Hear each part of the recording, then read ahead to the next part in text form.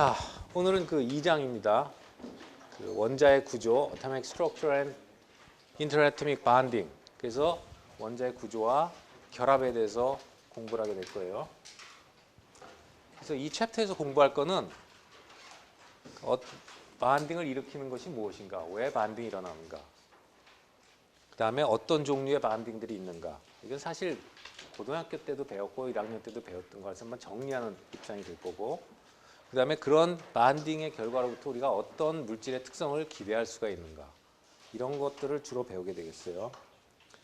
그리고 여기 이제 reading and thinking이라고 나와 있는데, 이것이 뭐냐면 이 챕터를 2장을 공부하고 나면은 이런 것들에 대해서 배우게 되는데, 이런 걸 배워가면서 한번 본인이 스스로 정리를 한번 해보라고 하는 키워드로 내놓은 거예요. 그래서 우리가 보아 모델이 있고요. 아까 그래서 여러분한테 잠깐 물어봤지만 보아 모델은 이미 여러분들이 배웠다고 했어요. 그래서 보아 모델을 정리하는 기회가 될 거고, 그 다음에 일렉트론이 파티클이냐, 입자냐, 아니면 파동이냐, 웨이브냐 하는, 이게 아마 큰 화두가 될 거예요. 이 챕터 2에서. 그리고 웨이브 이퀘이션, 파동을 나타내는 함수에 대해서 공부를 하고, 슈레딩거 이퀘이션. 슈레딩거 이퀘이션 여러분이 처음 들어볼 수 보았겠지만, 그 어떤 전자의 이중성에 대해서 얘기해주는 아주 중요한 그런 이퀘이션이 되겠어요. 그래서 이걸 좀 공부하는데, 사실 이 부분을 다룬 게 책에는 그렇게 많이 다루질 않았지만 좀 중요하다고 싶어서 이 부분을 많이 다루게 됩니다. 그 다음에 이제 피리오딕 테이블, 주기율표는 뭐 여러분이 많이 공부했기 때문에 주기율표 여기에 뭐 어떤 부분의 일부분을 차지하는데, 여기는 좀 간단히 정리하는 식으로 넘어가고, 그 다음에 포텐셜 에너지 커브라는 개념은 또 여러분이 처음 듣게 될 거예요. 여기서도 많은 물질의 특성을 우리가 유추해낼 수가 있어요. 그래서 이런 것들이 키워드가 되니까 아마 2주 정도 앞으로 2장을 공부하게 될 텐데, 가면서 이런 게 나올 때 이 키워드를 명심하고 이걸 잘 머릿속에 넣고 이걸 복습하고 공부하고 확실히 자기 걸로 만드는데 주의하도록 하면 좋을 것 같아요. 자, 재료과학이라고 우리가 지난번에 과목 소개를 했을 때 원자로 구성되어 있는 고체에 대해서 관심이 있다고 그랬고, 결국 그 고체에 관심이 있는데 그 고체는 원자로부터 출발을 해요.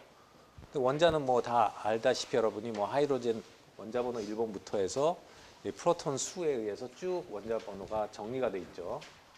뭐 자연에서 나오는 것도 있고 합성된 원소들도 있고 해서 쭉 주기율표에 보면 이제 원소들이 나와 있어요. 근데 질량을 보면은, 질량은 프로톤, 양성자하고 중성자의 합이 질량을 주로 나타내주고 있고, 전자는 이런 거에 한 2000분의 1 정도밖에 안 되니까 보통 매스는 이 두 개에 의해서 결정이 되고요.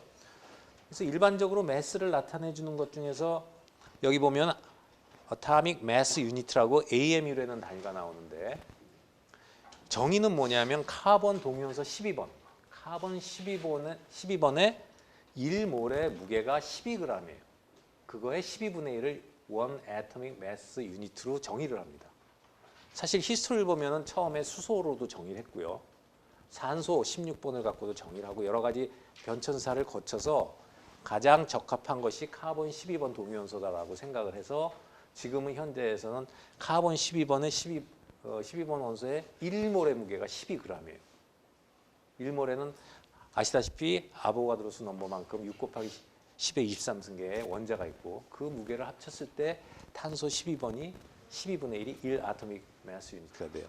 여기 카파 보면은, 카파는 여기서 원자 하나는 63.54 AMU 아토믹 매스 유니트인데, 몰로 따지면은 여기 아보가드로수를 곱했을 때 63.54g이 되겠죠. 그러니까 63.54g이 1몰, 카파의 그 1몰의 무게가 되겠어요. 1몰의 무게가 63.54g, 혹은 원자 하나당으로 말하면 이 카본의 12분의 1에 63.54배가 되고, 카본은 어떻게 돼요? 카본 12는 12 아토믹 매스 유니트가 되겠죠.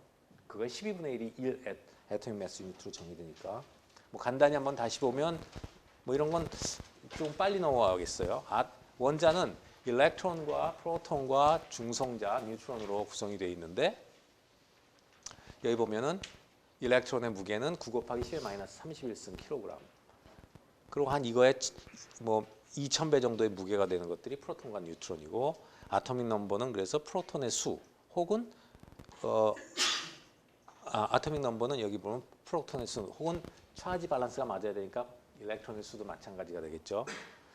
그러나 중성자의 수는 프로톤하고 같지 않아요. 그래서 동위원소들이 나오고 있고 그래서 애토믹 매스 유니트는 AMU는 12분의 1의 카본의 12번 동위원소의 12분의 1에 해당한다. 마찬가지가 있어요. 그래서 카본에 여기 보면은 그 12g/몰 12.011 아까 보면 동위원소 12번은 딱 10이지만 13번 같은 동위원소가 있기 때문에 자연에 나오는 거에 비율을 합쳐서 산술 평균을 내면 약 12보다 좀 커지게 되고 여기 하이드로젠도 1보다 약간 크죠. 하이드로젠은 뉴트론이 2개짜리도 있고 3개짜리도 있어요. 3종. 그래서 이런 게 좀 크게 나와요. 그래서 정수에서 좀 달라지게 되겠죠. 뭐 이 정도는 아마 여러분이 알 거라고 생각합니다. 우리가 이제 이 전자에 대해서 공부하고 뭐 원자에 대해서 공부하고 앞으로 이제 1, 2학기를 통해서 공부하면서 물리에서 좀 유용한 상수들이 나오고 있는 걸 여기다 한번 정리해서 써봤어요. 그래서 전자의 질량은 9 곱하기 10의 마이너스 31승 킬로그램, 전자는 1.6 곱하기 10의 마이너스 19승 쿨롱, 이건 전기량이에요. 전자 하나의 전하량. 그 다음에 K가 뭐죠? K. 볼츠만 콘스탄트.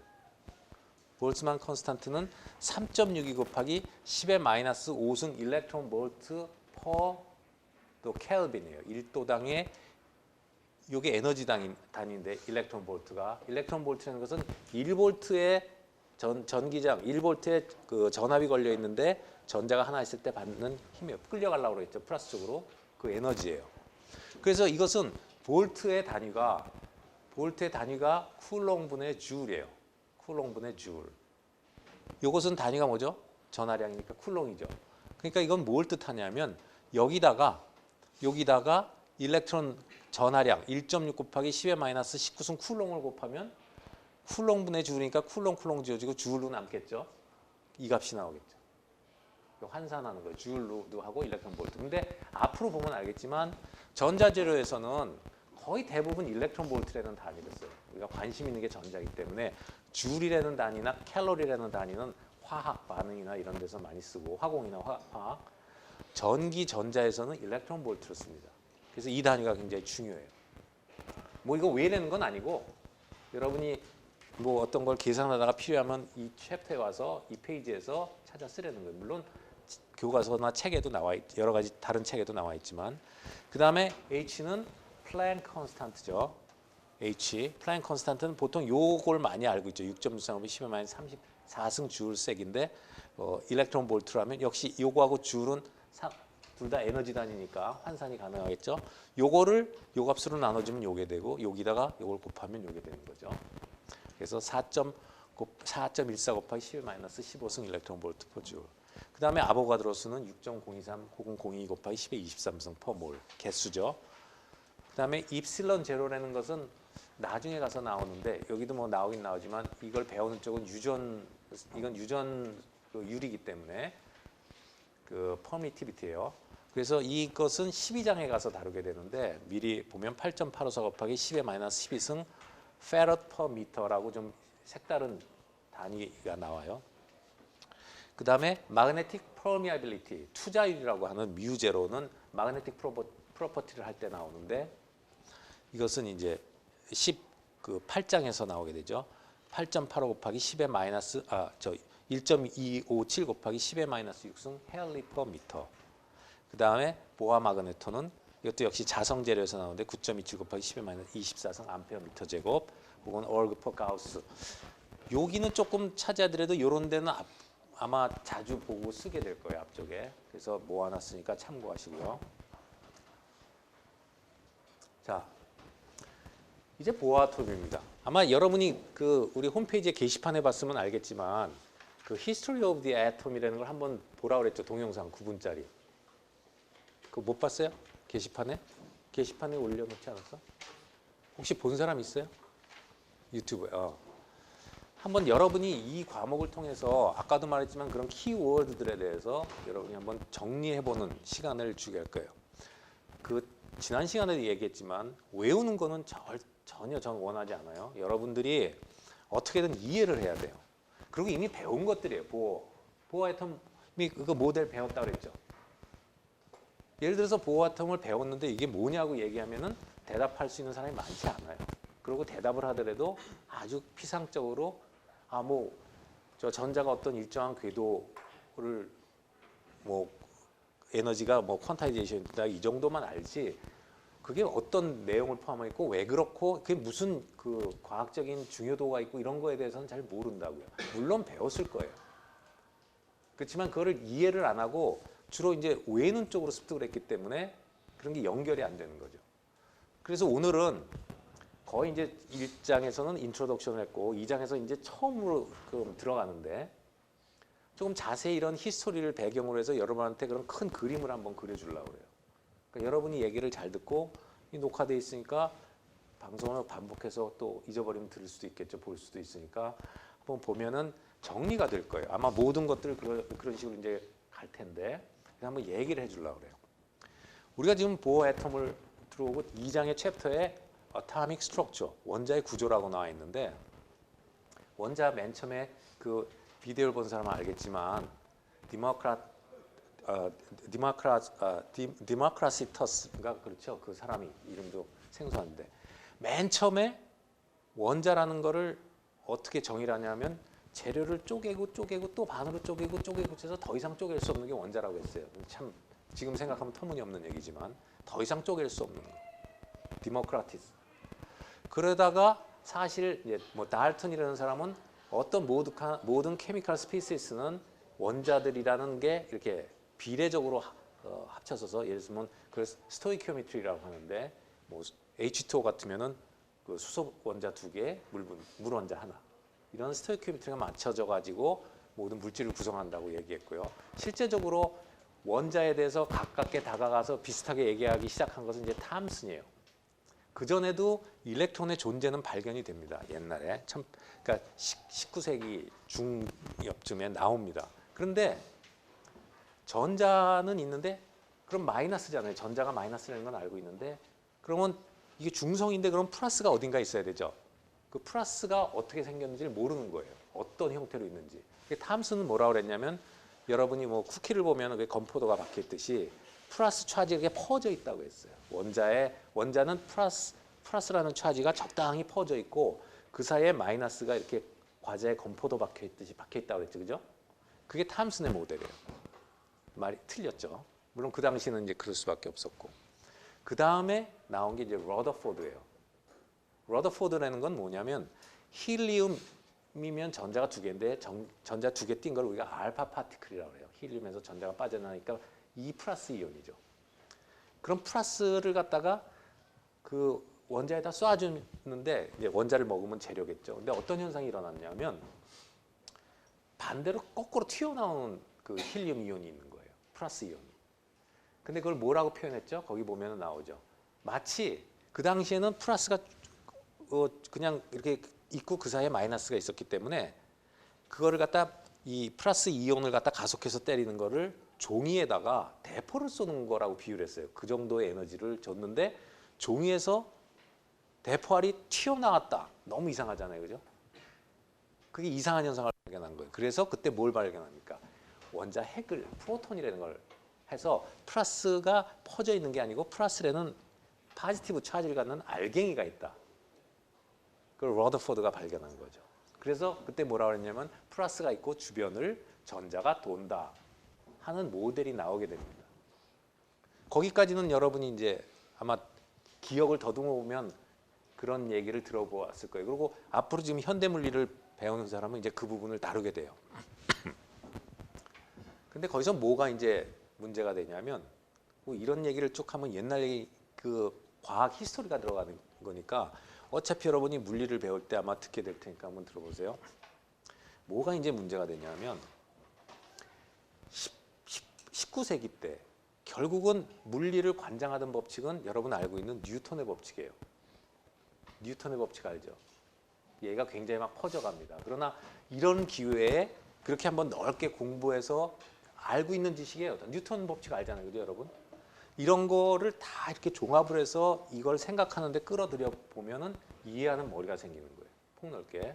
그래서 시간을 들여서 하니까 잘 한번 따라와 보세요. 자, 뉴턴 역학이라는 건 뭐냐면 F = ma예요. 질량이 있는 거죠. 질량이 있는 게 뭐 속도가 얼마다, 가속도가 얼마다. 왜 그러냐면 그 당시는 뭐 그걸 이용해서 여러 가지도 했지만 전쟁을 해야 되니까 포탄을 쏠 때 몇 도 각도로 얼마 에너지를 주면 얼만큼 떨어져서 어디 떨어지 이런 걸 계산을 해야 되니까 뭐 마찰이 얼마고 그런 게 중요했어요. 그래서 전부 뉴턴이안 역학을 한 거죠, 공부를. 그랬는데 일렉트로매그네틱 웨이브라는 게 웨이브라는 게 발견이 되면서 웨이브가 매스가 없잖아요. 질량이 없죠. 빛 같은 거가 일렉트로매그네틱 웨이브라는 걸 해서 이제 맥스웰이 증명을 하고 하는데 그런 것은 질량이 있습니까? 없습니까? 없죠? 질량이 없어요. 그럼 뉴턴 역학으로 이게 역학이 계산이 됩니까? 질량이 제로인데? 안 되죠. 그래서 맥스웰이라는 사람이 그런 웨이브를 관장하는 뉴턴의 식처럼 뉴턴의 1법칙, 2법칙처럼 맥스웰의 4가지의 법칙이 있습니다. 그것은 그 전자기파를 그 관리하는, 관장하는 식이 되겠어요. 맥스웰 이퀘이션. 그렇게 만들어 놓고 이제 세상이 이제 19세기에서 이렇게 넘어오는 거예요. 근데 이제 19세기, 20세기 초에 많은 과학적 발전이 있거든요. 왜 그러냐면 그전에는 그 미시의 세계를 들여다볼 수 있는 기술도 없었어요. 분석 기술도. 뭐 포탄, 당구공, 자동차 이런 거에 큰 거에 관심이 있다가 점점 작은 쪽으로 이제 우리가 분석도 가능해지면서 이상한 현상들이 나오는 게 막 발견되거든요. 예를 들면은 그 이상한 현상이라는 게 뭐냐면은 예를 들어서 수소 스펙트럼에서 발머 시리즈라는 거 알죠? 발머 시리즈. 수소에 보니까 에너지가 이렇게 띠로 나타나요. 그 당시는 상상을 못 하거든요. 에너지는 연속적이래야 되는데 특정한 에너지 스펙트럼이 나오는 거예요. 이게 왜 에너지가 띠로 나오는지를 모르는 거죠. 이런 게 궁금했어요. 1880년대 나오는데 발머 시리즈가. 이런 것들이 막 맞물려가면서 공부를 할 때 이게 무슨 문제가 생겼냐면 러더포드가 말하기를 핵이 가운데 있고 전자가 빙빙 돈다고 그랬는데 뉴턴 역학에 의하면 이 가속 운동을 하는 입자는 에너지를 방출을 해야 돼요. 근데 핵이 가운데 있고 동그랗게 돌면은 속도라는 게 뭐예요? 속력하고 다르죠. 스피드하고 다른 게 뭐예요? 크기와 방향을 갖잖아요. 근데 원운동을 하면 어때요? 방향이 계속 바뀌니까 속도가 바뀌어요. 등 가속 운동이라고 그러죠. 속도는 같은데 가속은 돼요. 방향이 바뀌기 때문에. 그래서 우리가 등 가속 운동이라고 그래요. 무슨 말인지 알죠? 등이라는 것은 속도는 일정하게 도는데 가속도가 왜 있냐? 속도의 방향이 바뀌기 때문에 등 가속 운동이라고 하거든요. 그러면 에너지를 잃게 돼 있어요. 일렉트로매그네틱 그 파티클에서도 그렇고. 그러면 에너지를 잃으면 어떻게 되냐? 점점 에너지를 잃기 때문에 궤도 반경이 줄어들어 가지고 들어봤겠지만 핵하고 충돌을 해야 돼요, 전자가. 근데 충돌을 안 하는 거죠. 그게 풀리지 않는 거예요. 그거를 푼 게 보호죠. 그래서 모델이 발전하는 겁니다. 그래서 보호가 처음으로 이제 그것을 이제 입증을 하는데 이렇게 해서 보호 모델을 풀고 나니까 수소 스펙트럼에서 나왔던 거하고 수소 모델에 적용하니까 에너지 T가 다 설명이 되는 거예요.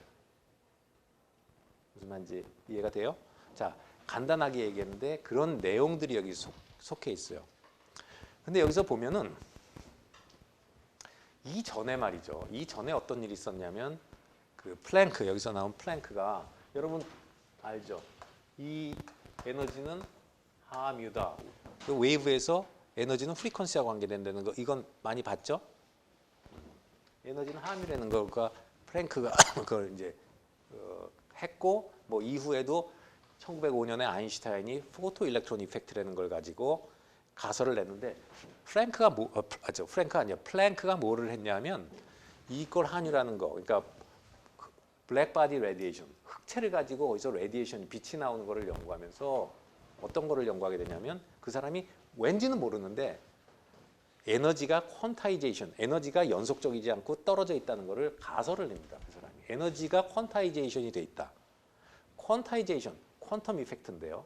퀀타이제이션이 돼 있다는 것은 연속적이지 않고 이렇게 간격을 갖는다는 거예요. 에너지가 뜨문 가능하다.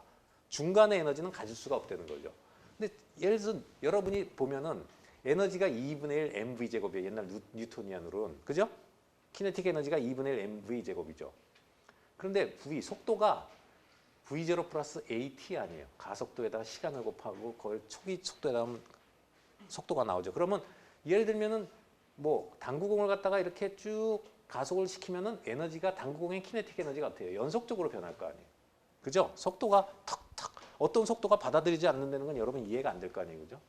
그게 고전력학이었어요.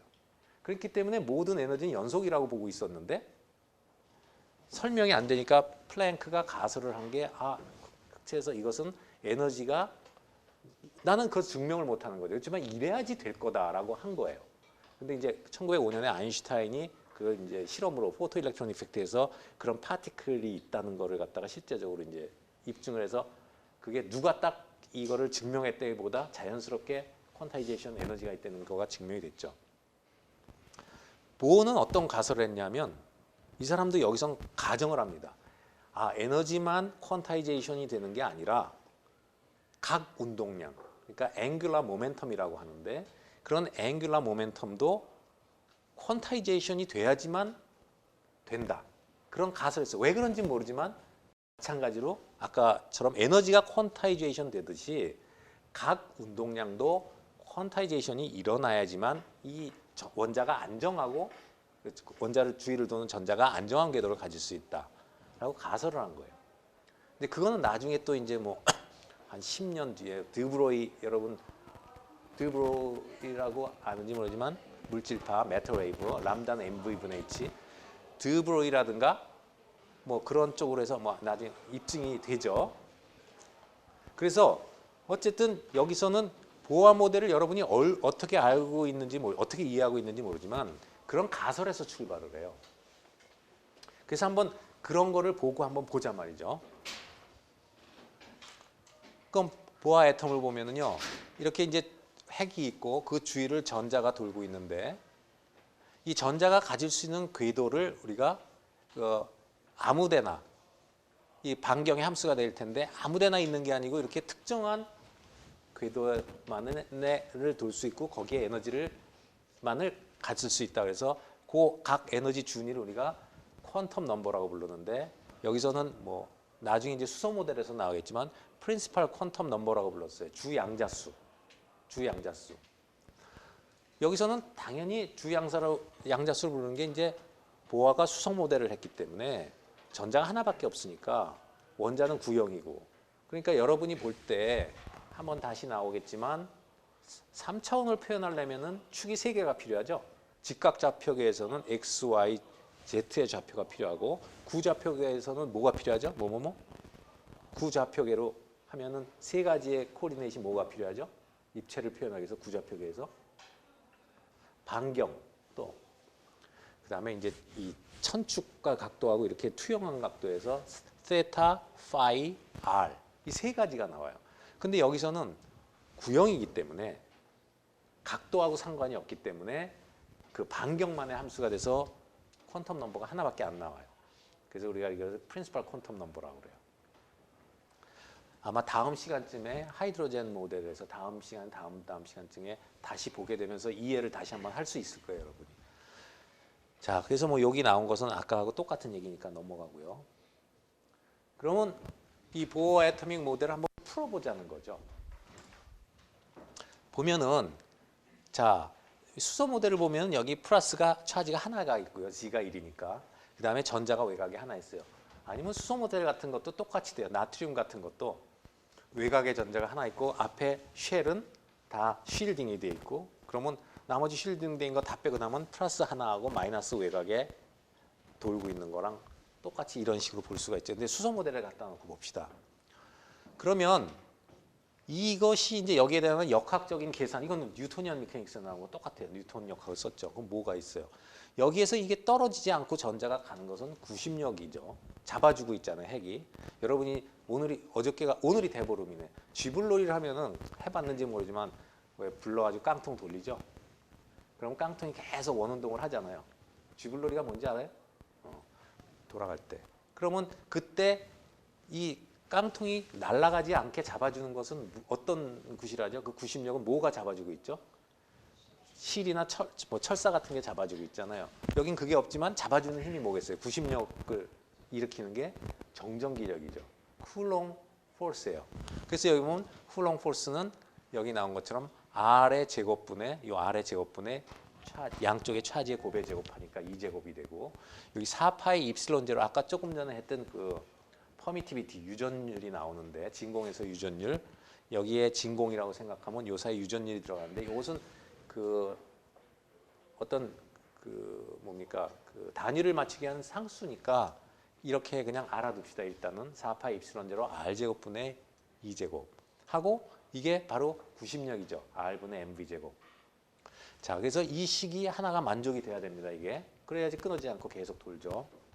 근데 두 번째를 보면 이게 중요한 식인데요. MVR. MV라고 하면 질량 곱하기 속도 그러면 보통 운동량이에요. 모멘텀이라고 부르죠. 그런데 원운동을 할 때는 여기 R, 반경을 곱했을 때 저게 바로 각 운동량. 앵귤러 모멘텀이에요.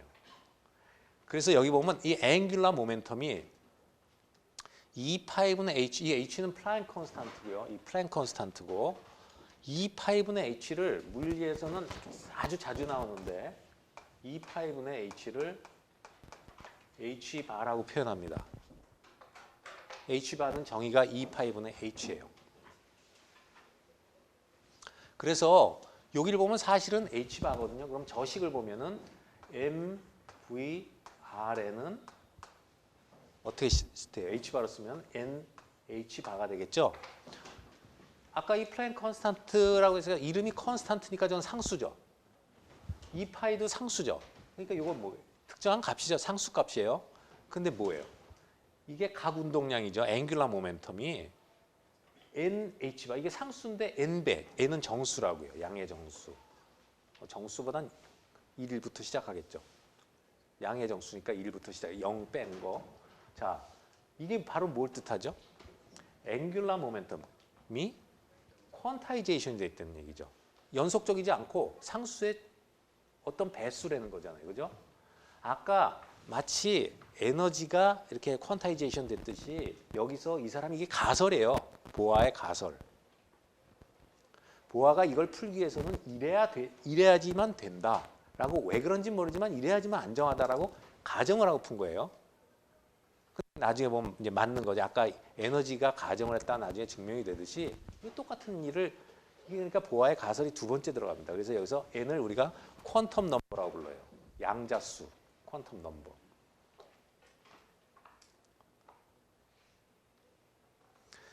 그러면 이제 뭐 수식은 여러분이 한번 가서 따라봐야겠지만 여기서 뭐 RN을 갖다 이런 걸로 표현을 하고 이렇게 쭉 해서 이런 식이 이제 나오게 되는데 이건 식을 갖고 이 두 식을 갖고 전개해서 이렇게 유도하는 과정이니까 여러분이 뭐 집에 가서 따라가서 해보면은 누구나 할 수 있을 거예요.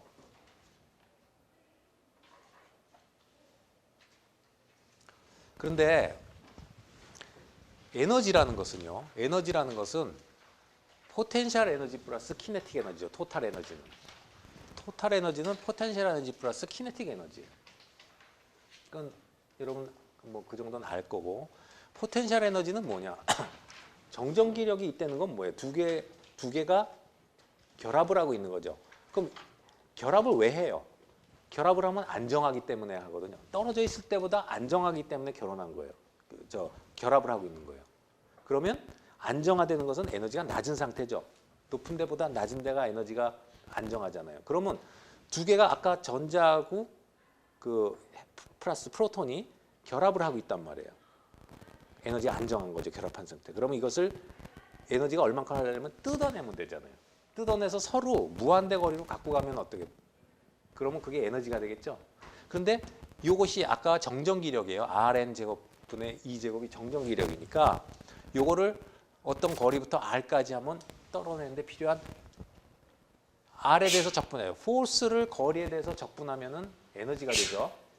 그래서 이렇게 적분을 한 거예요. 그럼 여기도 4파 입실론 제로가 빠졌네. 4파 입실론 제로 R 제곱분에 해야 되는데 그럼 4파 입실론 제로 R분의 1이 되죠. 마이너스 R분의 1 적분하면 그리고 키네틱 에너지는 2분의 1 mv 제곱이 나오죠.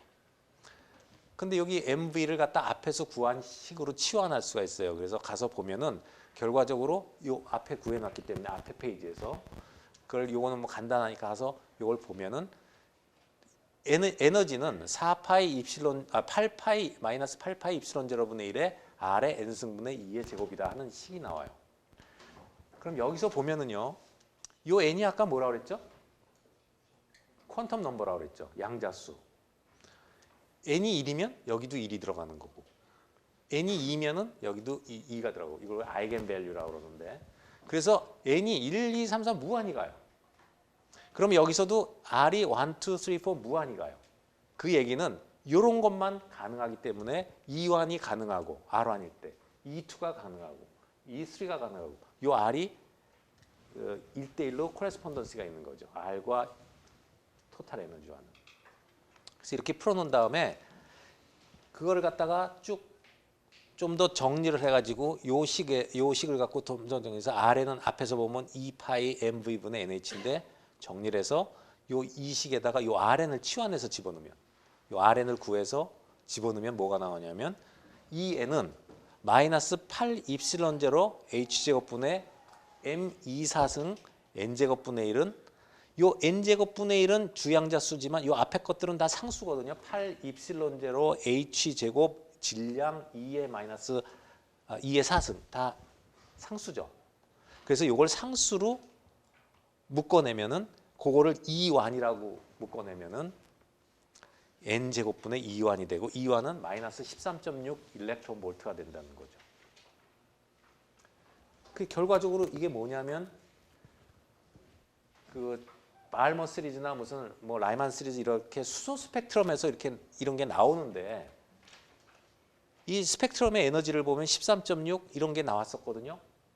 이게 지금 보아 모델로 똑같이 이론적으로 증명이 된 거예요. 그래서 지금 여기 보면은 13.6이 기저 에너지거든요.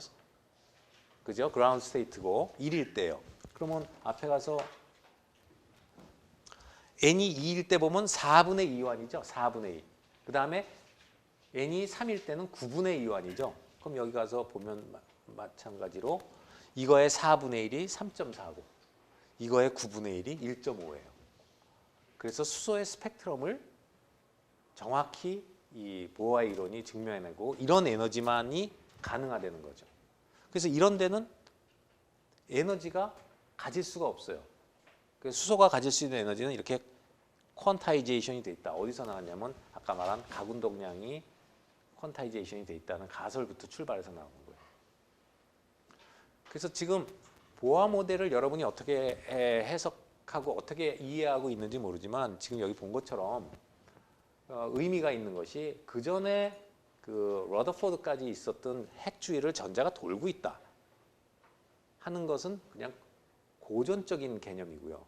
실제로 모든 에너지를 가질 수 없고 그렇게 했을 때는 충돌이 일어나니까 그러니까 그렇게 않기 위해서는 사실 나중에 보면 알지만 이게 어떤 스탠딩 웨이브 형태를 갖고 있는 건데 그런 스탠딩 웨이브의 형태, 스탠딩 웨이브가 뭔지는 조금 이따 공부하겠지만 그런 형태를 갖고 있는 가능한 에너지만을 선택해서 가질 수 있다.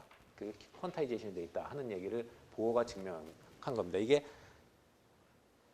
그러니까 1913년에 이거를 증명한 거죠, 보아가. 근데 그 후에 실제적으로 이것이 꽃을 피는 건 한 10년쯤 후에 뭐 드브로이가 24년, 그다음에 뭐 하이젠버그 25년인가, 뭐 슈레딩거 26년. 그때 가서 이 가설이 다 이제 증명이 된다고 보면 돼요. 그래서 다 맞아 들어가는 얘기가 되는 거죠. 여기서 한 가지 주목할 건 우리가 이제 왜 이런데 20세기에 오면서 관심이 갔냐면 아까도 말했지만 굉장히 이제 조그만 물질에 대해서 관심을 갖게 되는 거예요. 여러분이 지금 나노에 대해서 관심을 갖고 있듯이 나노, 요새 무슨 나노 소재, 나노 소자 이런 말을 많이 들을 텐데 나노 테크놀로지. 나노라는 것은 그냥 디멘전을 보면 배공수동 정도지만 어쨌든 그 물질이 굉장히 작아졌을 때 나오는 현상들이거든요. 그러면 큰 덩어리에서 볼 수 없는 새로운 현상들이 나와요. 에너지가 작거나 사이즈가 작을 때를 얘기하는 건데 여기서 보면은 어떤 특징이 있냔 말이죠. n제곱분의 1만큼 이 에너지의 간격이 자꾸 생기기 때문에 n분의 1이 아니라 n제곱분의 1이기 때문에 여기서 보면은 점점 이게 그라운드 스테이트죠. 이게 first, second state 뭐 이렇게 이게 second state, third state 올라갈수록 어때요? 에너지의 극간이 간격이 제곱분의 1이니까 줄어들죠. 줄어들죠. 그러면 점점 올라가서 7, 8, 90 해서 이게 무한대까지 가나요? 그럼 점점 올라갈수록 얘가 에너지의 간격이 좁아진다는 얘기는 어때요? 나중에는 연속적인 것처럼 보이겠죠? 이 에너지가 연속적인 것처럼 보인 것은 이미 뉴턴 역학에서도 했던 거예요. 무슨 얘기를 하고 싶으냐면 퀀텀 미케닉스는 뉴턴 역학이 커버 못하는 이런 데서 보이는 거지. 결국 뉴턴 역학이 틀린 게 아니라 멀징을 해요. 두 개가 만난다고요. 어디서 만나냐? 사이즈가 아주 크거나 디멘전이 아주 크거나 아니면은 에너지가 크거나 높거나 하면 뉴턴 역학으로도 다 되는 거예요, 그게. 그러나 이렇게 사이즈가 작다는 얘기는 아직 안 했는데 에너지가 낮은 건 알겠죠. 기저에너지가 제일 낮은 거 아니에요. 에너지가 작거나 아니면 사이즈가 작아지는 건 이제 나중에 조금 이따 배우겠지만 이번 주나 다음 주에 사이즈가 작아지면 이런 효과가 나옵니다. 그래서 왜 이걸 공부하느냐? 우리가 앞으로 배우는 이 책 한 권 전체 다, 이 책 한 권 전체 다의 모든 특성, 2학기 때 나오는 특성까지 다 결국은 전자 때문에 생겨요. 모든 특성이. 광학 특성, 자기 특성, 뭐 전기적 특성, 열적 특성 다 전자. 거의 대부분 전자 때문에 생깁니다. 그러면 전자에 대해서 정확히 알아야 되잖아요. 특성을. 그래서 공부를 하고 출발을 하는 거예요. 전자를 이해해야지만 앞으로 공부를 할 수가 있거든요. 반딩도 다 전자 때문에 생기는 거고 결합하는 것도.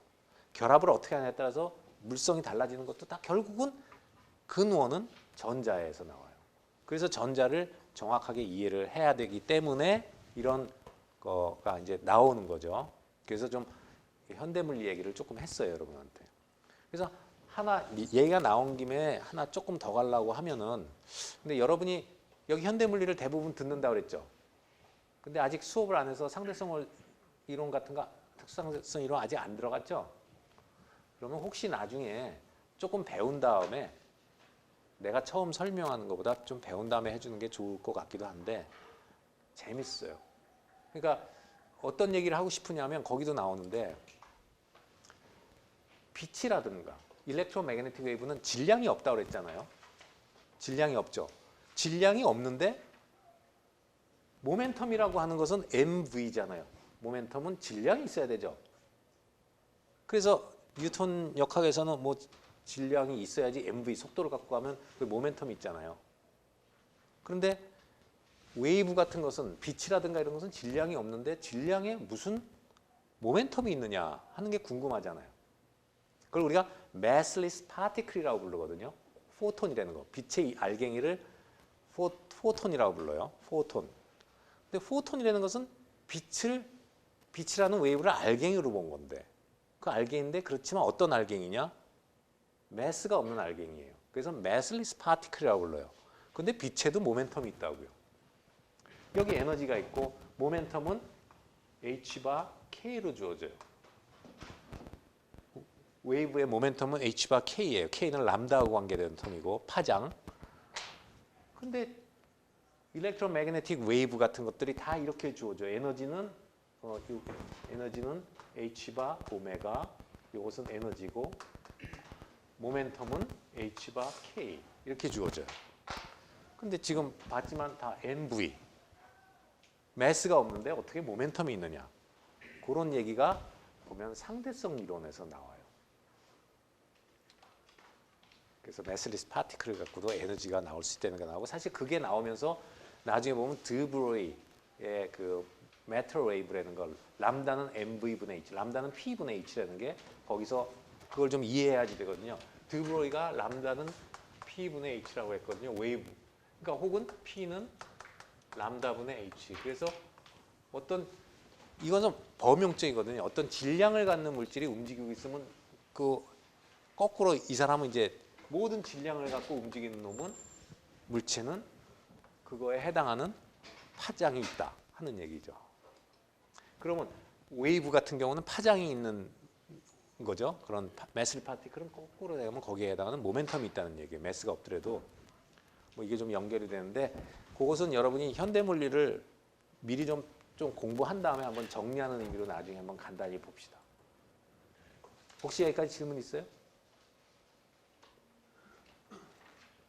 자, 그러면 우리가 알다시피 전자를 이해하기 위해서는 그전에는 전자가 다 파티클로 알고 있었지만 전자가 웨이브 특성을 갖는다는 것들이 나타나기 시작해요. 실험적으로. 이상한 현상이 나타났어요. 뭐냐 하면 이것도 이제 19세기 실험이죠. 전자를 만들어낼 수가 있었어요. 어떻게 하냐면 뭐 필라멘트를 가열하면 거기서 전자가 튀어나와서 그걸 갖고 이제 뭐 마그네틱 필드로 휘어보기도 하고 여러 가지 실험은 가능했어요. 이론적으로 못 따라갔지만.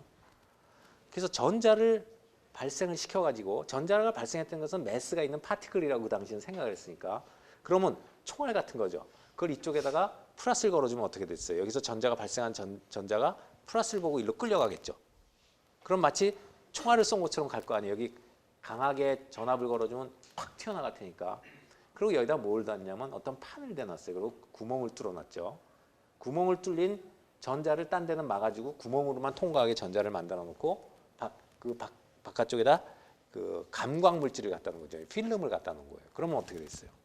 여기서 그 구멍을 통과한 놈만 밖으로 나와가지고 거기 가서 맞을 테니까 거기가 하얗게 이제 그 필름에 인화가 될 거 아니에요, 거기가. 근데 어떤 실험을 했냐 하면 구멍을 2개를 뚫었어요. 그럼 어떻게 될까요? 여기로 간 놈은 여기 가서 하얗게 맞히고 저기 가서 2점이 찍혀야 되잖아요. 그런데 뭐가 일어났냐면 간섭무늬가 일어난 거죠, 이렇게. 마치 파동에서만 가능한, 예를 들어서 여러분이 이런 어떤 물 저수지 같은 데서 여기다 돌멩이를 2개 던지면 여기가 이쪽에서도 파동이 일고 저쪽에서 파동이 일고 하면 간섭 현상이 나서 파동이 일어나겠죠? 이런 현상이 보이는 거죠. 전자를 쐈는데. 그럼 전자가 파티클인데 알갱이, 총알 같은 게 갔는데 어떻게 총알이 가서 간섭무늬를 일으키나요? 간섭은 웨이브의 특성인데. 이해가 잘 안 되잖아요. 그래서 이제 이런 듀얼리티를 알게 됩니다. 그래서 아까 그 키워드에 보면은 What is electron? Wave or particle? 그게 있었죠. 그 이중성을 얘기하는 거예요. 그래서 결과적으로 미시의 세계에 들어가서 보면 전자는 지금도 실체를 몰라요. 이게 파동인지 파티클인지를 몰라요. 어떨 때는 전자가 입자처럼 보이고 어떨 때는 파동 현상으로 보여요. 그럼 우리는 뭐냐? 해석을 할 때 물리적 현상을 편한 쪽으로 해석하면 돼요. 왜? 아무도 전자 실체는 모르기 때문에. 단정 지을 수가 없어요. 이중성을 다 갖고 있어요. 그게 이중성을 갖고 있다는 것을 나타내주는 여러 가지 이제 그 물리학자들이 한 게 말한 드브로이도 있고요. 그다음에 하이젠버그도 있고, 그다음에 슈레딩거도 있는 거예요. 근데 같은 결과는 똑같아요. 그 전자 같은 그런 작은 파티클이 이중성을 하는 거는 똑같아요. 세 사람이 서로 그걸 증명하려고 하고 규명하려고 했던 방법은 틀리지만 결론은 똑같아요. 이중성을 다 얘기하고 있어요. 근데 그 이중성 때문에 엄청나게 많은 아주 유용한 특성들이 나온다고. 그래서 웨이브를 조금 공부를 해야 돼요. 파동이라는 게 뭔가를 공부를 해야 돼요. 전자가 파동의 특성을 갖기 때문에 알아야 될 거 아니에요, 파동을. 여러분 또 파동 배웠어요. 그것도 한번 정리 또 해보자 이거죠. 그래 간단치는 않아요. 파동 그러면 아마 이런 것을 생각할 거예요. 우리가 고무줄을 갖고 탁 던지면 파동이 일어나죠. 그래서 이런 파동을 형태를 보면은 이 파동 함수 파이는 A가 진폭이 되겠죠. 알죠? 진폭 곱하기 코사인 오메가 t 마이너스 kx 일반적 형태예요 이게. 오메가 t 마이너스 kx 혹은 코사인 이거 띄워보고 뭐 kx라고 해도 돼요. 코사인 마이너스 kx는 코사인은 마이너스가 플러스하고 똑같으니까 코사인 kx라고 해도 좋아요. 자, 이게 일반 파동의 식의 실수로 돼 있어요. 코사인이면 항상 반복 함수가 되니까 파동을 표현할 수 있는 이걸 그리면 이렇게 나오겠죠. 그죠? 여기서 이제 오메가를 뭐라고 부르냐면 angular frequency 각 주파수라고 부르는데 오메가는 아까 여기 썼던 오메가랑 마찬가지예요. 2파이 뮤라고 돼 있죠. 2파이 뮤. 그러면 아까 여기서 보면은 H 바라는 것이 H 바라는 것은 2파이분의 H죠. 그 다음에 여기다가 오메가라는 것은 2파이 뮤라고 돼 있죠. 그러면 h바 오메가 두 개를 곱하면 뭐가 됩니까? 두 개를 곱하면 2파이 지워지고 하 뮤 되죠. 아까 여기 나왔죠. 에너지. E는 하 뮤. 결과적으로 파동의 에너지는 h바 오메가예요. 파동의 에너지는 h바 오메가는 파동의 에너지를 뜻해요. h뮤하고 똑같은 거예요. 하뮤하고. 파동의 에너지. 이게 파동식이니까 파동의 에너지는 하뮤다. 그 다음에 아까 말했던 것처럼 요 K. K는 h바 K. 요거하고 관계가 돼서 요것은 모멘텀이에요. 모멘텀. 파동의 모멘텀은 h바 K예요. 모멘텀을 보면은요. 파동에서는 모멘텀이라는 것은 모멘텀이 있으면 여러분 와서 뭐가 부딪히면은 몸이 밀려 나가면 모멘텀을 받잖아요. 여러분이 보면은 파동이 모멘텀이 있다는 거는 알다시피 이렇게 출렁출렁한 물에다가 여기 낙엽이 있으면 이게 쭉 가면 낙엽이 따라서 간다고요. 절로 출렁출렁. 그죠? 여기 낙엽이 있는데 여기서 툭 해서 파동을 일으켜요. 물. 그럼 어때요? 낙엽이 찰랑찰랑하면서 가죠?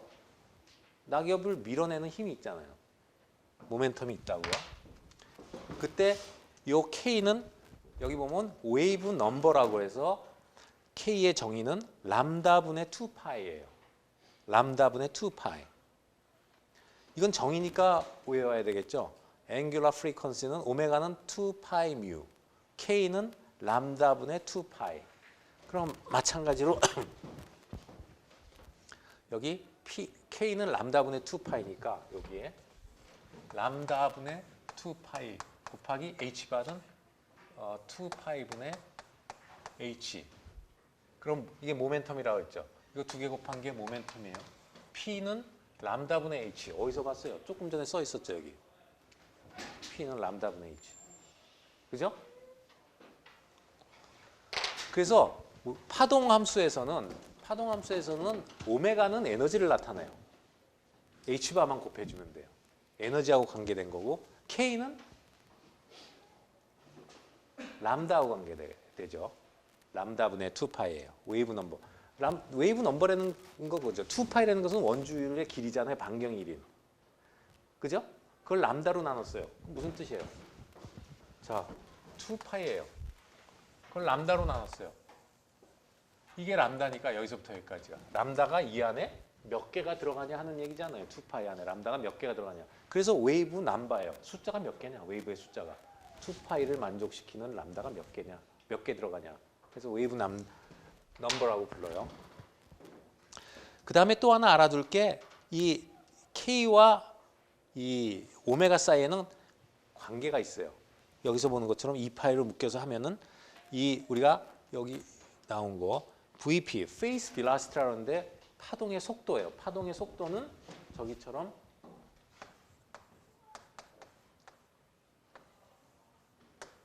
파동의 속도는 K분의 오메가예요.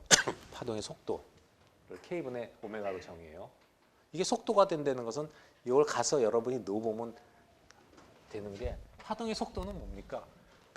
이것은 프리퀀시죠. 파동의 프리퀀시라는 것은 1초당 몇 번 떠냐는 거 아니에요. 속도라는 건 1초당 얼만큼 가냐죠. 자, 1초에 몇 번 떠느냐. 근데 한 번 떨 때마다 얼만큼 움직여요. 람다만큼 움직이잖아요. 그럼 두 개 곱한 게 뭐죠? 속도가 되겠죠. 1초당 몇 번 떨면서 한 번 떨 때마다 이거 파장이 합파장이 갈 거니까 이거 두 개 곱해 보면은 여기서 K하고 오메가 2파이 뮤하고 여기 놓으면 이 식이 나올 거예요. 람다분의 2파이분의 2파이 뮤니까 2파이 2파이 제곱 람다분의가 올라가서 이게 나오죠. 그래서 저것이 파동의 속도가 돼요. 그래서 이것이 파동의 아주 기초적인 식이에요. 파이는 A 코사인 오메가 T 마이너스 KX하고 앵귤러 프리퀀시 오메가는 2파이 뮤 그다음에 K는 람다분의 2파이 그다음에 페이스 벨라시티는 그 K분의 오메가. 그래서 요거는 뭐 정의니까 여기서 조금 연관관계도 보여줬지만 정의니까 여러분 정리해서 한번 공부해서 알아둬야 될 것 같고요. 근데 이렇게 간단하지가 않다는 거죠. 이제 조금 하나 더 가봅시다. 자, 트래블링 웨이브라는 게 있고 스탠딩 웨이브라는 게 있어요. 스탠딩 웨이브는 스탠딩, 서 있는 웨이브고 굉장히 중요한 개념이니까 잘 들어요. 스탠딩 웨이브는 서 있는 웨이브고 트래블링 웨이브는 움직이는 웨이브예요. 여러분이 생각을 해보세요. 만약에 물동이가 있는데 여기서 내가 딱 해서 웨이브를 만들어내면 웨이브가 쫙 퍼져나가죠. 그건 트래블링 웨이브예요. 근데 물이 찰랑찰랑찰랑 하고 있다 하면은 스탠딩 웨이브예요. 조금 이따 스탠딩 웨이브는 여기서 설명하고요. 그래서 우선 트래블링 웨이브를 보자 이거죠. X방향으로 움직이는 웨이브가 A 코사인 오메가 T 마이너스 Kx. 이 형태는 오른쪽으로 움직여가는 플러스 X방향으로 움직이는 웨이브의 형태예요. 자, 여기서 보면은요. 웨이브가 요거의 모양을 그리면 이렇게 됐겠죠. 근데 어떤 순간에 여기가 파이 제로라고 합시다. 요 높이가 0초. 내가 시작했을 때 요 점을 보니까 요만큼이에요. 그런데 아까 V는 K분의 오메가라고 그랬죠. 그러면 몇 초 후에 T 시간이 지난 후에 T초 후에는 어떻게 될 거냐 이 웨이브가. T초 동안에는 속도가 이거니까 얼만큼 바뀌어요. K 곱하기 오메가 T만큼 움직이겠죠. 오른쪽으로 갈 거 아니에요. 그래서 여기다가 KX 포지션이 여기 X 더하기 K분의 오메가 이게 속도에다가 T니까 그만큼 움직여갔다는 걸 뜻하죠. 그 시간 후에 X가 바뀌었을 거 아니에요. 그래서 이것을 여기다 집어넣은 거예요. 요 식에다가 T가 0보다 그 T초만큼 후에는 YT는 A는 똑같을 거고 코사인 오메가 T 마이너스 K의 X만 변이가 바뀌죠. X에서 T초 후에는 X가 얼만큼 움직여갑니까? K분의 오메가 곱하기 T만큼 움직였을 테니까 이렇게 했어요. 이걸 다시 정리해서 보면은 요거 지워지고 해서 요거 떨어져 나가고 K, A 같이 나와요. 그러니까 0초 때 초기에 여기다가 T를 0을 집어넣으면 이거 떨어지니까 코사인 KX만 남죠. 그만큼의 코사인 KX니까 0초 때 이만큼의 높이가 있는 거예요. 웨이브가. 그런데 T초 후에 보니까 다시 코사인 KX가 나왔죠. 그럼 이만큼을 움직여갔는데 여기에서 같은 변이가 나온다는 거잖아요. 높이가. 그런 얘기 뭐예요? T초 후에 이만큼 움직여갔다는 얘기죠. 이 점을 봐도 그렇고 모든 점을 봐도 똑같이 나오니까. 그러면 웨이브가 오른쪽으로 지금 시간이 지났을 때 움직여갔다는 거예요. 그만큼이. 그래서 이게 트래블링 웨이브를 나타내고 있어요. 이해가 됩니까? 자, 어떤 웨이브가 있었는데 0초일 때 이런 모양이 있어요. 0초일 때 이런 모양이 있어요. 그러니까 이 변이는 x의 함수죠. 시간하고 상관없이 0초니까 0초일 때 x만의 함수예요. 그게 코사인 kx죠. x를 갖다 집어넣으면 그때 변이가 나올 거예요. 그런데 t초 후에는 어떻게 됐냐? x가 바뀌었어요. 요만큼 바뀌죠. 그래서 보니까 또 똑같아요. t초면 근데 t초에 x가 여기서 이만큼을 갖는데 여기 있던 게 이만큼을 갖는데 변이는 이거하고 똑같죠. 그럼 오른쪽으로 움직였다는 얘기죠. 그럼 이 점을 잡아도 마찬가지죠. 이 점을 잡으면 0초일 때 초기에 x가 요만큼 거리에서 변이가 이만큼이었는데 또 조금 지나가면 요만큼에 가입되는 거니까 모든 점이 그만큼 움직여갔다는 거잖아요. 이해가 되죠? 그래서 오른쪽으로 움직여가는 웨이브예요. 자, 일반적으로 웨이브를 나타내주는 식은 일반적으로 웨이브를 표현하는 식은요. 여러분이 이제 또 공업수학 배우죠. 거기 보면 이제 미분방정식이나 뭐 이런 걸 풀게 되겠는데 이게 미분방정식이잖아요. 이거 편미분방정식이에요. 웨이브는 조금 전에 본 것처럼 x와 t의 함수거든요. 변수가 두 개가 있어요. x와 t의 함수예요. x로 미분한 거에 모든 거를 뭐 몇 차도 되는데 이거 서메이션 한 것은 이것을 시간으로 미분한 거하고 같다. 이게 이제 웨이브의 일반 그 가버닝 이퀘이션이라고 그래요. 웨이브를 모두 포괄하는 식이에요. 미분방정식에서 푸는 식이에요. 근데 이거의 솔루션은 무수히 많아요. 미분방정식을 풀어보면 알겠지만 답이 하나가 아니에요. 답이 많다고요. 이걸 만족하는 것은. 이걸 아마 갖다 놓고 여기다 풀면은요. 여기다 집어넣으면 이게 답이라는 걸 알 수 있어요. 거꾸로 이게 답인 걸 알려면 이 식에다 갖다 집어넣으면 되죠. 뭐 예를 들어서 n이를 2라고 해놓고 그래서 두 번 미분하고 보면은 막 같은 게 나올 거예요. 저 식을 만족한 답이라고 이게. 조금 전에 봤죠. 일반적으로 오른쪽으로 움직이는 트래블링 웨이브의 식이에요. 이것만 있는 거냐? 답이 여러 가지인데 이것도 답이 돼요. 이것도 가서 이 식에다가 집어넣어서 여러분이 만족하나 보면 만족할 거예요. 또 다른 것도 돼요. 한두 개가 아니라 답이 굉장히 많아요. 여러 가지가. 자, 그럼 우리가 어떤 걸 선택할 거냐 하는데 이제까지 여러분이 봤을 때 설명이 좋아서 이걸로 했지만 전자의 경우에는 이 전자를 웨이브로 봤을 때 파동 함수는 일반식을 이걸 씁니다. 이걸 안 쓰고 여기 보면 이제 복소수죠. 허수 텀이 있어요.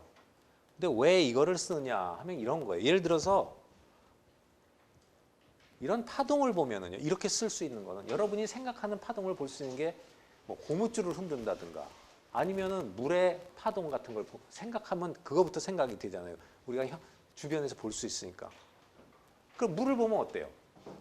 이 변이가 뭘 나타내죠? 물리적 의미를 나타내야 돼요. 어떤 걸 나타냅니까? 수면이 이렇게 있었는데 위로 올라간 건 수면보다 볼록 올라온 데고 밑으로 간 건 뭐야? 수면보다 떨어진 데를 얘기하죠. 그러니까 우리가 아 이런 거구나. 혹은 소리파 있죠. 소리도 웨이브예요. 사운드 웨이브. 소리에 했을 때 파동을 그릴 때는 어떻게 그리냐면 소밀로 그리잖아요. 소리는 그래서 프레셔를 나타내기 때문에 그것도 프레셔가 높은 데 낮은 데를 그리면은 이런 커브가 나와요. 다 물리적 의미가 있어요. 그 파동이 물의 높이를 상징하거나 그냥 물리적인 우리가 그 특성을 설명을 해줘요. 근데 전자를 한번 봅시다. 전자를 보면 만약에 전자 웨이브를 이렇게 표현했다면 전자의 경우에 이걸 뭐라고 보면 좋을까요? 전자가 위로 보이고 여긴 전자가 물면처럼 내려갈 거나 전자는 애매하잖아요. 그렇게 어떻게 상징적으로 표현하기 어려워요. 또 모든 저 웨이브가 물리적인 그 특성을 다 반영을 해야 되는데 예를 들면 전자는 전하가 마이너스죠. 전자의 전하는 마이너스잖아요. definitely 플러스가 아니죠. 그러면 0이라는 기준으로 봤을 때 이쪽은 전하가 만약에 마이너스라면 이쪽은 플러스가 돼야 되거든요. 그럴 수 없잖아요. 그럼 여기를 0으로 잡을까요? 이것도 아니잖아요. 자, 전자가 갖고 있는 물리적 특성을 표현할 수 있는 방법이 그냥 그런 뭐 고무줄을 흔들었을 때나 아니면 물에서 보는 파동하고는 다르다는 얘기죠. 그러면 전자를 표현할 때 어떤 게 편하냐? 여기 좀 복잡해 보이지만 이런 복소수로 표현을 하고요. 전자에서는 이 전자를 상징하는 것을 이렇게 표현하지만 저건 아무 전 물리적 의미가 없어요. 그냥 파동이기 때문에 전자를 저런 파동의 하나의 파동을 나타내는 형태니까 저 함수를 쓰면 편하다는 거고 저렇게 나타난다는 거고 저것이 물리적 의미를 주진 않아요. 그러면 물리적 의미는 뭐가 주느냐 하면 전자는 저기다가 켤레 복소수를 곱해가지고 실수한 이것이 의미를 줘요. 그러니까 전자 웨이브가 이렇다면은 전자 웨이브를 저 복수로 써서 이렇게 했다면 실제로 아까 물은 그냥 물 같은 것은 이것이 의미가 있지만 전자의 경우에는 이거에 켤레 복소수 곱해서 실수한 거. 즉 실수하면 이게 어떻게 될까? 만약에 전자가 이랬다면 이렇게 됐죠. 이런 식이 되는 거예요. 실수하면 다 이제 실수화가 되니까 이게 제곱이 되면 올라가잖아요. 이것이 이때 의미를 가져요. 뭐 지금 물리를 다 할 수는 없지만 그래서 이렇게 보통 씁니다. 일반적으로 이제 웨이브를 나타낼 때 뭐 여러분이 고등학교 때 웨이브를 배울 때면은 아무래도 실수에 익숙하고 편하니까 이렇게 웨이브를 배우지만 일반적으로 보통 전자 아니더라도 웨이브를 일렉트로매그네틱 웨이브, 전자기파나 뭐 할 때는 다 이런 쪽을 많이 씁니다. 그러면 하나를 더 이제 보는데 여기에 굉장히 중요한 개념이 있으니까 잘 보세요. 아까 말한 대로 요것이 플러스로 이동하는 파였죠. 오른쪽으로 진행하는 파였죠. 그럼 요것도 요 형태를 갖기 때문에 오른쪽으로 진행하는 파예요. 그래서 플러스라고 썼어요. 그러면 마이너스 쪽으로 진행한 진폭이 갖고 마이너스로 진행하는 파는 요것이 이제 이렇게 마이너스로 바뀌어 나오는데 요것이 마이너스 형태를 갖습니다. 이게 마이너스 쪽으로 진행한 파예요. 왜 그런가는 여기다가 이제 x에다가 x 플러스 뭐 해서 보면은 나중에 이게 왼쪽으로 이동했는지 오른쪽으로 이동했는지 알 수 있어요. 실수부만 봐도 돼. 이거의 실수부 알죠? 실수부는 코사인 오메가 t. 이거 실수부잖아요. 요것이 실수부가 실수만 봐도 알 수가 있어요. 이게 오른쪽 왼쪽. 그럼 진폭이 갖고 하나가 진폭이 같은데 일로 움직여가고 여기는 오메가하고 K가 같은 거죠. 똑같은 K, 오메가 그러니까 람다도 같고 프리퀀시도 같은 거가 똑같은 게 하나는 일로 가고 하나는 거꾸로 오는 거죠. 반대로. 그럼 두 개를 더했다는 건 뭐예요? 이제 웨이브의 특성은 뭐죠? 인터피런스가 그러니까 합쳐지 보강도 되고 소멸도 되는 거잖아요. 이 두 개가 똑같은 파장과 똑같은 프리퀀시를 갖고 있는데 하나가 일로 가고 하나가 반대로 오는 파를 두 개를 합하면 이 형태가 납니다. 이건 수학적으로 그냥 더하면 이렇게 나와요. 이 두 개를 더하면 수학적으로 나오는 거예요. 이것은 코사인 코사인 해서 하면 나와요. 이 식을 가만 보면은요. 이 굉장히 중요한 개념이 있는데 이 식을 가만히 보면은요. 아까는 익스포넨셜 혹은 코사인 안에 오메가 t 텀하고 kx 텀이 같이 들어가 있죠. 그러니까 요것이 바뀌면 코사인 값이 바뀌잖아요. 요 값이 두 개가 섞여 바뀌는데. 근데 여기는 어때요? 익스포넨셜 텀에는 타임 텀만 있고 앞에는 kx 텀만 있죠. 이게 분리가 됐어요. 얘에서 익스포넨셜 안에 kx 오메가 t가 들어가 있지도 않고 요 코사인 텀 안에 kx 오메가 t가 들어가 있지도 않고 두 개가 분리가 일어났죠. 여기서 이거 나오는 건 이 두 개를 그냥 수학적으로 더하면 됩니다. 뭐 내가 특별하게 한 게 아니라 여러분이 사인 코사인 함수에서 가서 배운 걸 그냥 뭐 백악의 공식 뭐 반각의 공식 이런 거 쓰면 아마 나올 것 같은데 이게 나와요. 그냥 수학적으로 나와요. 그러니까 이거 당연히 맞는 거고요. 근데 특징이 뭐냐면 여기는 코사인 함수 안에 코사인 2, 파이 함수가 t와 x의 함수인데요. t와 x의 함수가 코사인 안에 같이 들어있어요. 변수가 두 개가. 근데 여기서는 변수가 분리가 일어났어요. 파이는 x와 t의 함수인데 x 따로 t 따로가 분리가 일어났죠. 알겠어요?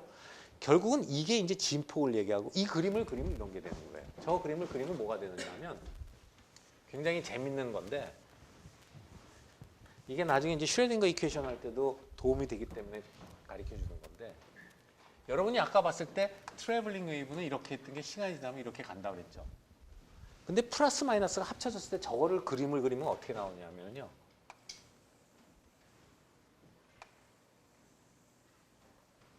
이런 파동이 됩니다. 이거는 내가 보기 좋으라고 그냥 이렇게 그리는 거고요. 이게 무슨 얘기냐면 아까 이런 파동은요.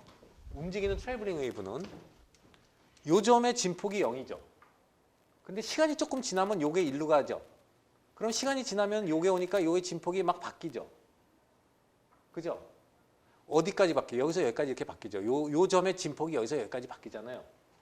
이게 조금 지나가면 여기가 올 거고 그러면 조금 진폭이 생기고 다음은 조금 진폭이 계속 바뀌어서 어디까지 맥시멈 여기까지 바뀐다는 거 알겠죠? 여기서부터 다음 게 오면 이 진폭이 여기서 왔다 갔다 모든 점이 진폭이 이렇게 왔다 갔다 하죠. 이거 어때요? 이런 점은 시간이 안만 지나도 진폭이 바뀌나요? 이거 서 있어요. 여기서 뭐냐면 웨이브가 이렇게 찰랑찰랑찰랑 하고 있는 거예요. 움직이나요? 안 움직이나요? 여기다가 만약에 나뭇잎을 놨다고 합시다. 나뭇잎을 놨다고 그래요. 아까 트래블링 웨이브는 지프라이 같은 게 있으면은 어때요? 밀려나가죠? 웨이브의 속도가 있으니까 딸려 나가요.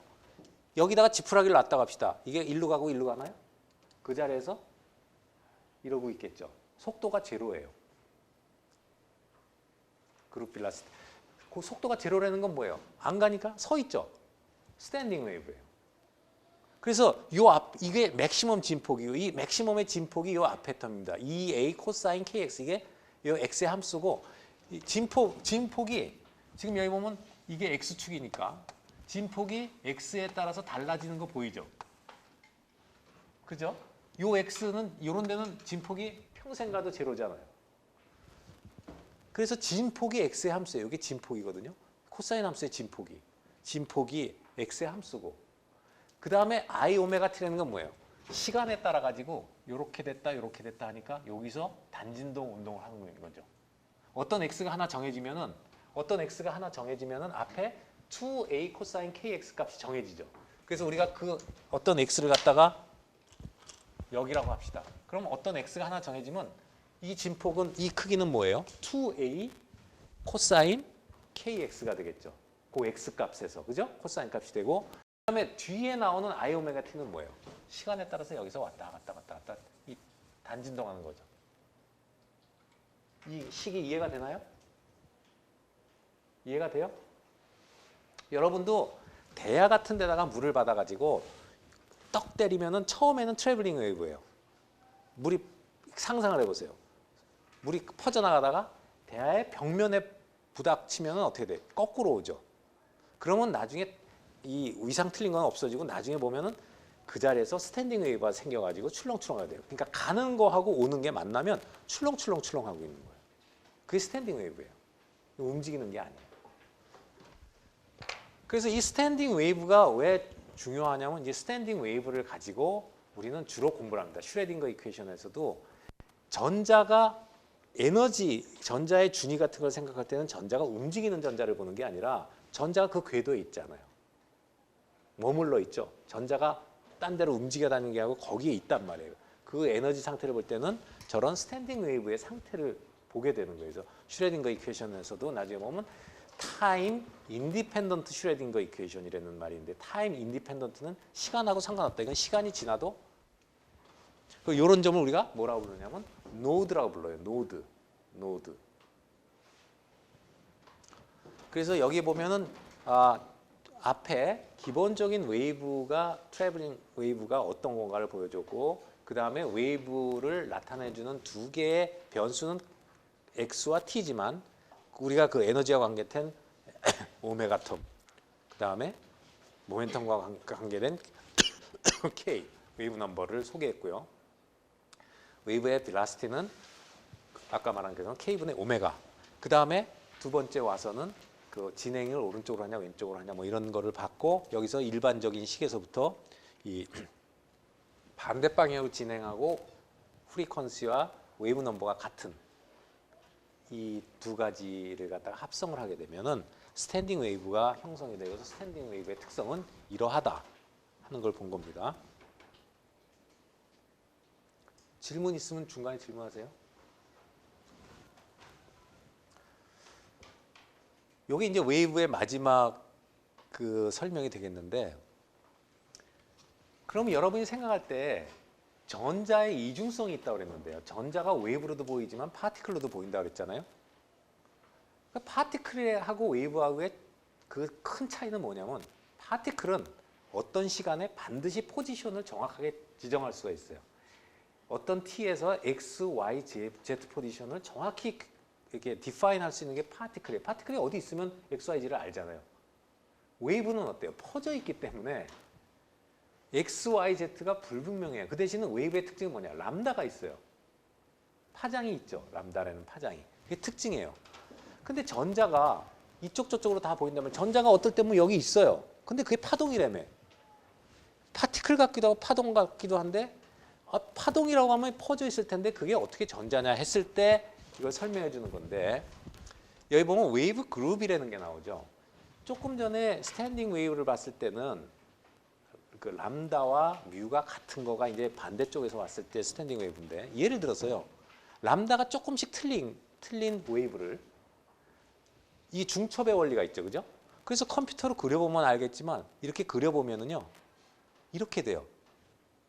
이 세 개를 이거 람다가 틀리죠. 람다가 틀리다는 얘기는 다른 말로 바로 여러분 머리가 뭘 생각해내야 되냐면 k 값이 틀린 거, 웨이브 넘버가 틀린 거죠. 람다분의 2파이가 k라고 그랬죠. 그럼 람다가 틀리다 하는 얘기는 k 값이 틀리다는 얘기예요. k 값이 조금 틀린 거를 섞으면 이런 모양이 나와요. 그러면 이건 뭐예요? 아까 이런 웨이브를 갖다가 제곱해서 요거죠. 물리적 의미를 부여한다고 그랬죠. 제곱을 하면 요게 제곱되면 다 양의 수로 이렇게 넘어가겠죠. 그러면 그게 물리적 의미이기 때문에 여기에 뭐가 있는 거죠. 가장 여기 뭐가 있는 거예요. 그러면 뭐예요? 저걸 보니까 이런 하나의 파장은 람다가 뚜렷한 파장은 멀리 퍼져 있어서 만약에 이게 전자라면 어디 있는지 모르잖아요. 그런데 전자가 어디 있다는 얘기를 했을 때 만약에 K 값이 몇 가지가 해서 중첩이 일어나면 아 전자가 이 군방에 있구나 하는 거가 나타나죠. 자, K 값을 더 많이 하면 많이 할수록 이것은 점점 더 좁혀 들어갑니다. 더 포지션이 정확해져요.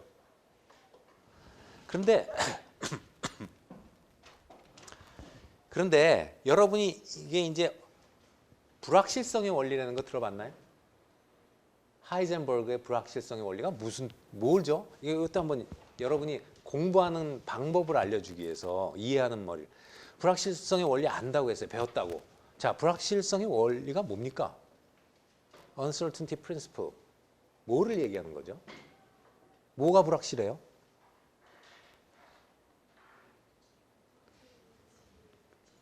어? 얘기해봐, 자신 있게.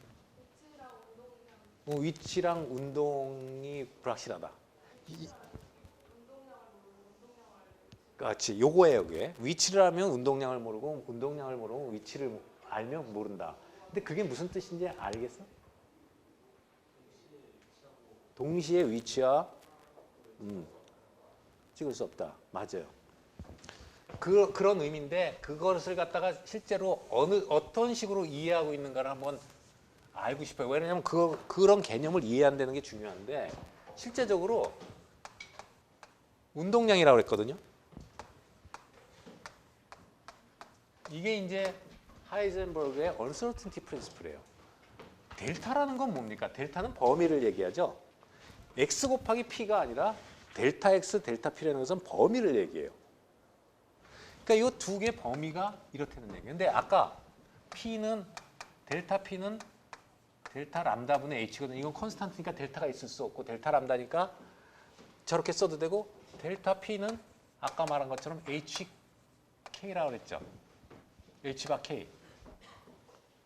그랬죠. 웨이브에서 델타 p는 h 바 k라고 그랬으니까 이걸 집어넣어도 돼요. 그럼 이걸 집어넣으면 델타 x 곱하기 h 바 델타 k는 2분의 h 바니까 h 바 없어지면 델타 x 델타 k는 2분의 1이다.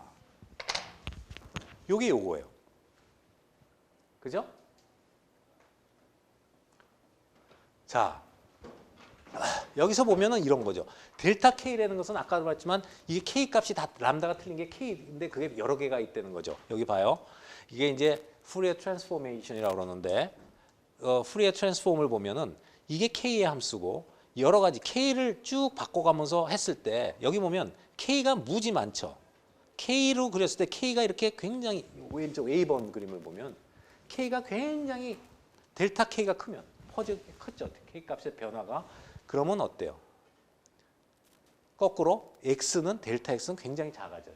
그러니까 여러 개의 웨이브를 섞어 놓으면은 포지션은 굉장히 그러니까 디파인이 돼요. 그러니까 아까 말했죠. 이 세 개만 섞어도 이렇게 보이는데 이걸 점점 많이 섞으면 점점 더 이런 것들이 없어지고 가운데로 몰려서 이게 점점 파티클처럼 보이는 거예요. 거꾸로 K가 굉장히 작으면 아주 하나라고 합시다. 그러면 이거 파동으로 보이죠. 하나의 람다를 갖는 쭉 파동.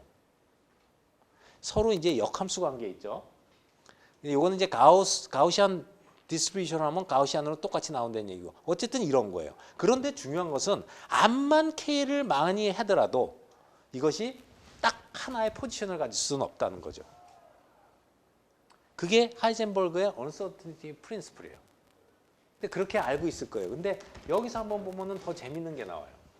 아까 이걸 보면은 델타 X 하고 델타 P니까 P는 람다분의 H니까 델타 람다분의 H가 H가 뭐 2분의 H가 이렇게 되죠. 요게 하이젠버그 Uncertainty Principle P가 델타 람다분의 H니까 이렇게 되죠. 그죠? 여기 다 식이 있는 거예요. 자, 이게 제로로 갑니다. 그 얘기는 뭐예요? 델타 X가 제로라는 얘기는 파티클이라는 얘기죠. X의 불확실성이 없잖아요. 포지션이 정확한 거잖아요. 그죠? X가 이 범위를 갖고 있는 게 아니라 여기 X가 하나 딱 있으면 델타 X가 뭐? 제로죠. 0? 맞아요? 이게 0이에요. 그런데 0 곱하기 모든 수를 해도 0보다 같거나 크지 어떤 숫자보다 클 수는 없죠. 단 한 경우가 가능해요. 어떤 게 가능하죠? 어떤 숫자보다 크려면 부정이 되는 게 있나? 부정이지 이거. 이게 0이면 어떻게 돼요? 0 곱하기 0분의 무한대. 0 곱하기 무한대가 되죠. 0 곱하기 무한대가 되면은 어떤 숫자보다 클 수 있어요, 없어요? 이 식을 만족하는 경우의 수는 딱 요거밖에 없죠. 델타 람다가 0인 경우 가능해요? 가능하죠. 만약에 이게 0이 아니면 어떤 경우라도 이 식을 만족할 수가 없잖아요. 물론 이 식은 실험적으로 나옵니다. 실험적으로 이 식이 증명이 돼요. 그래서 이건 실험적으로 맞는 거고요. 근데 수식적으로 봤을 땐 이게 지금 내가 파티클이라고 했죠. x가 제로다. 델타 x가 제로.